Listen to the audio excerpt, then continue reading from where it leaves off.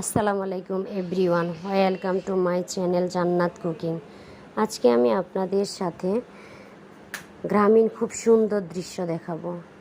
গিয়েছিলাম নানা বাড়ি, পাশের গ্রামে দাদা বাড়ি যাওয়ার পথে মনোমুগ্ধকর পরিবেশ।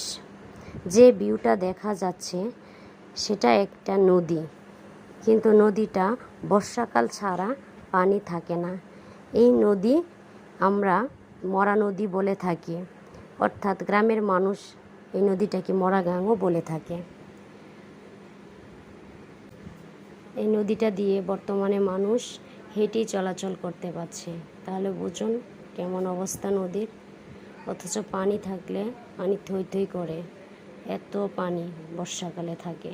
নৌকা দিয়ে নদীটা পার হতে হয়, যদিও এখানে ব্রিজ আছে, যার কারণে আমরা নদীটা পার হতে সুবিধা হয়েছে।